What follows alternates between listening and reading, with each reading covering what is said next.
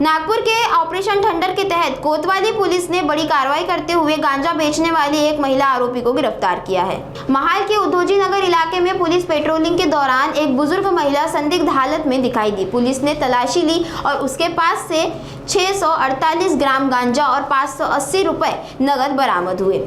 आरोपी की पहचान 60 वर्षीय चांद बानो मोहम्मद हातम के रूप में हुई है। पुलिस ने कुल 12,580 रुपए का मुद्देमाल जब्त कर एनडीपीएस एक्ट के तहत मामला दर्ज कर लिया है। फिलहाल आरोपी महिला को गिरफ्तार कर आगे की जांच जारी है।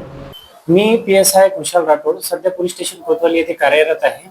आज रोजी मी डे ऑफिसर म्हणून पोलीस स्टेशनला ड्युटीवर हजर असताना एक आम्हाला माहिती मिळाली होती। त्या आधारे आम्ही पेट्रोलिंगसाठी डीबी स्टाफसह मोदोजी गली क्रमांक 6 इथे जात असताना एक रेकॉर्डवरील आरोपी आहे जी एनडीपीएसचे तिच्यावर भरपूर आदी गुन्हे आहे।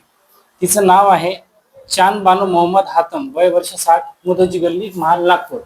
हिची हालचाल आम्हाला संशयास्पद दिसून आली। त्यावेळेस आम्ही श्वान पथक जे एनडीपीएस साठी स्पेशलिस्ट आहे परत पंच यांच्यासह तिच्या घराची पाहणी केली। तर तिथे आम्हाला एक वेगवेगळ्या पॉलिथिन मध्ये 648 ग्राम वजनी गांजा हा अवैधपणे मिळून आला, ज्याची किंमत अंदाजे 12,000 रुपये अशी आहे। त्यानुसार आम्ही कायदेशीर कारवाई करून यावेळेस गुन्हा दाखल करण्याची प्रक्रिया आम्ही चालू केलेली आहे। पुढील तपास सुरू आहे।